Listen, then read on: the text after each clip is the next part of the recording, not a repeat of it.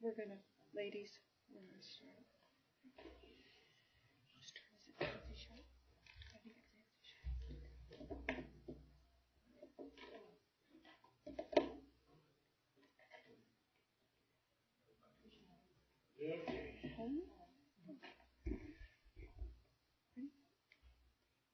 Good morning.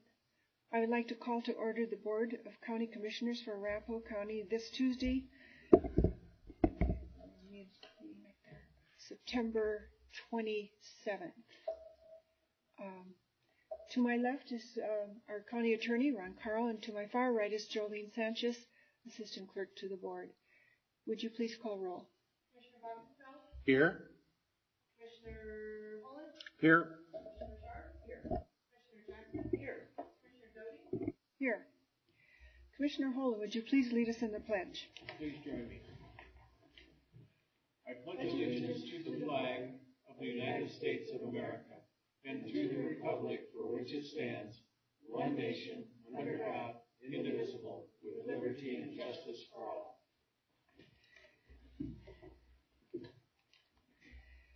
Mr. Carl, are there any modifications to the agenda? There are no modifications to the agenda. Thank you. Moved by Commissioner Sharp, seconded by Commissioner Jackson to adopt the agenda. As presented, all in favor signify by saying aye. Aye. Opposed? Motion carries. We have one set of minutes to approve from August 23rd, 2016. I believe all the commissioners were present. May I please have a motion to approve those minutes? I so move. It has been moved by Commissioner Holden, seconded by Commissioner Jackson to approve the minutes from August 23rd. All in favor signify by saying aye. Aye. Opposed? Motion carries.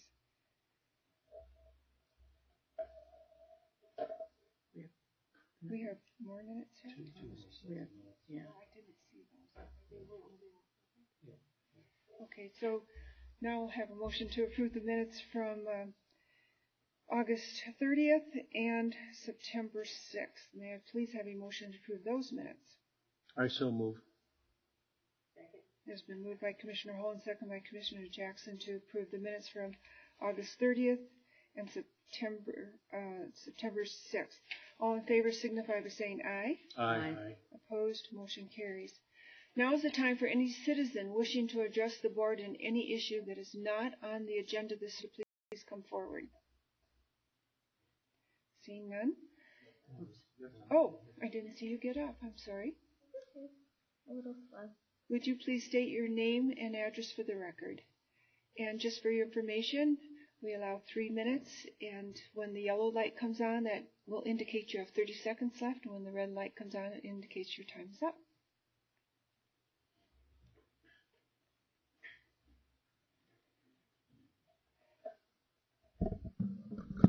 All right.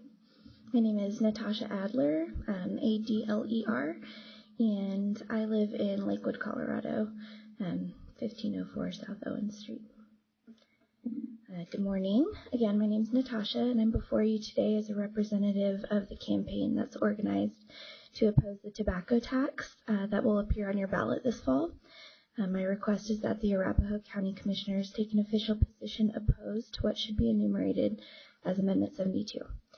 Though it has flown somewhat under the radar vis-a-vis the more prominent issues this fall, like fracking, socialized medicine, and assisted suicide, a coalition of interests has succeeded in putting on the ballot a $1.75 increase in the tax on a pack of cigarettes.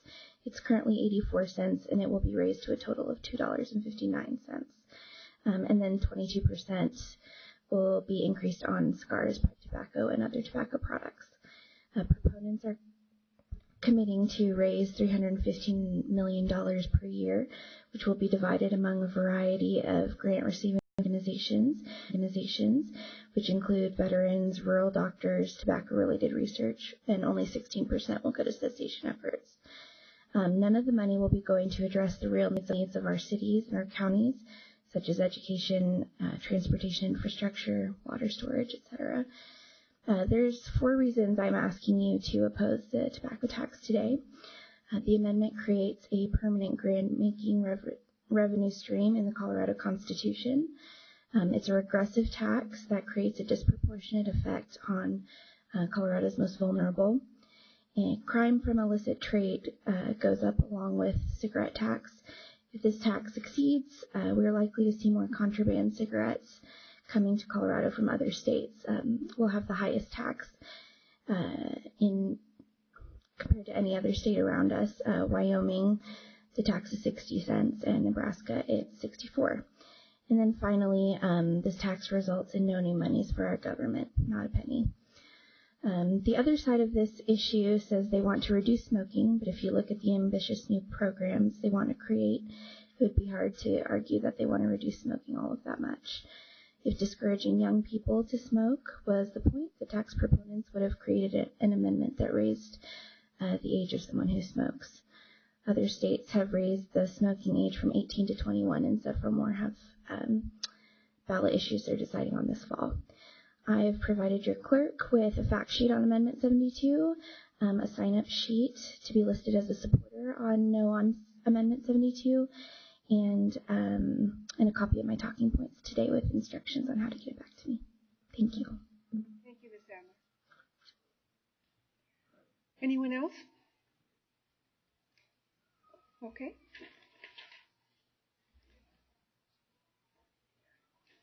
The next item on our agenda is to approve the consent agenda. May I please have a motion to do so? So moved. Second. It's been moved by Commissioner Sharp, seconded by Commissioner Jackson to approve the consent agenda. All in favor signify by saying aye. Aye. Opposed, motion carries. There are no general business items this morning. Would any of the commissioners wish to make a comment? Madam Chairman, Commissioner Bockenfeld. recently I reviewed the contract assessment that was conducted by the City of Centennial. I believe this was a wise measure on their behalf to evaluate this contract. It is up for renewal within the next couple years. Based on that, since this is a approximately $200 million 10-year contract, we're 15 years into the contract, it's my recommendation that we also get a third-party independent assessment of this contract with a cost accounting so that we can adequately price those services, or to make sure that they're adequately priced. There's a lot of considerations that are involved in that pricing, which the board needs to take into consideration. So based on that, I would like to make a motion that Arapahoe County place out a request for proposal for a third independent party to make a contract assessment similar to the one that was prepared by the City of Centennial, which will include but not be limited to pricing of service considerations when renewing the Centennial law enforcement contract. And I would ask for a second.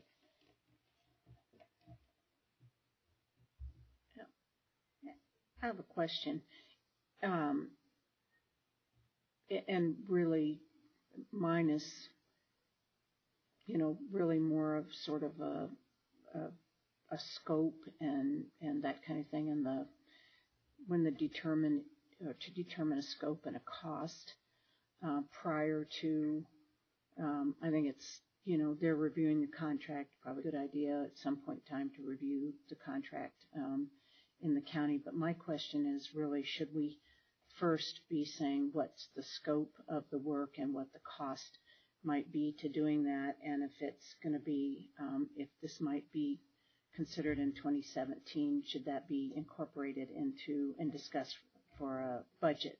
Generally, the scope is prepared when you prepare the request for proposal, and the board would be the one, including the sheriff, of course, that would be discussing the scope and what should be reviewed and that type of thing.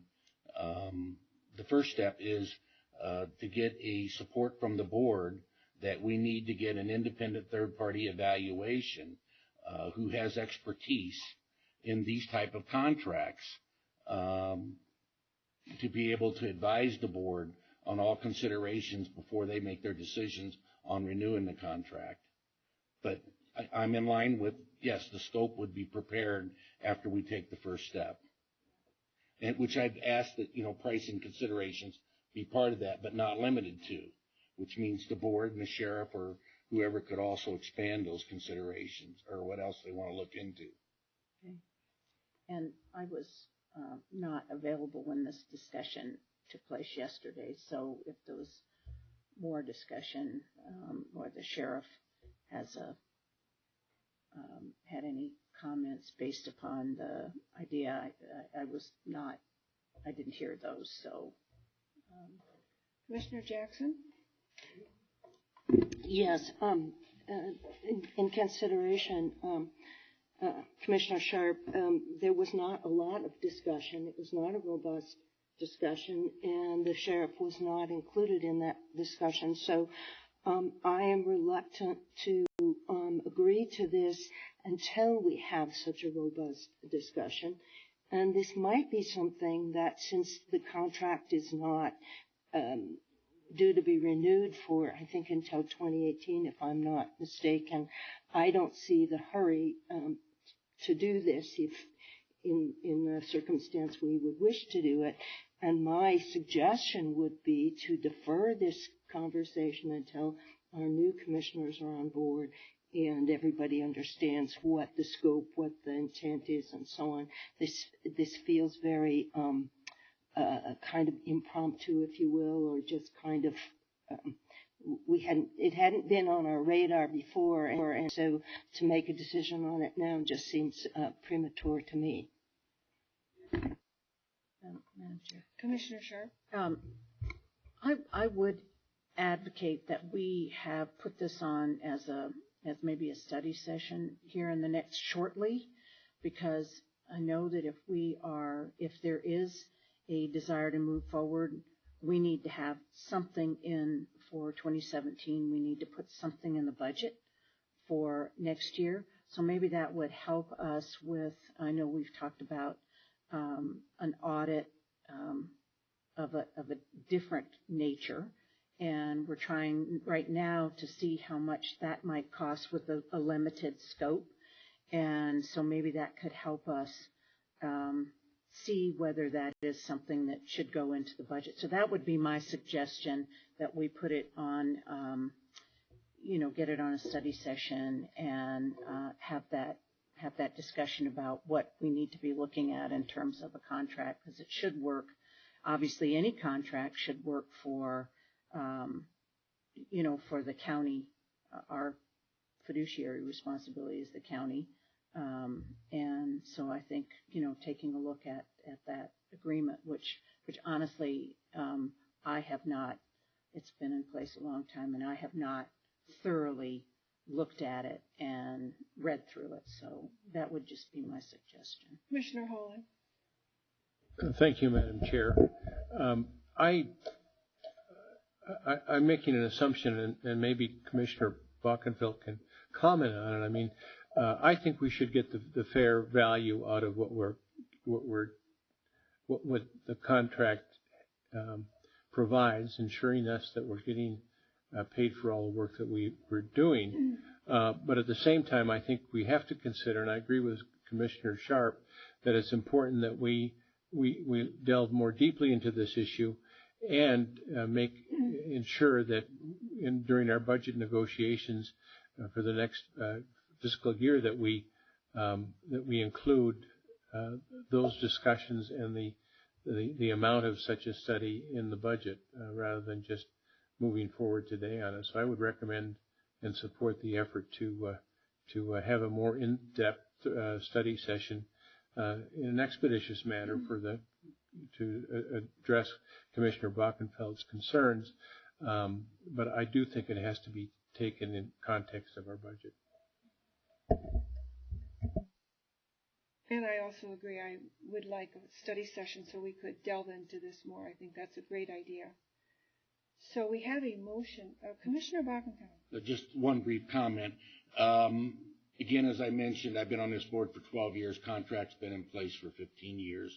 There's been a lot of discussion over the past years and accusations made by other cities and their elected officials that Arapahoe County subsidizes the city of Centennial.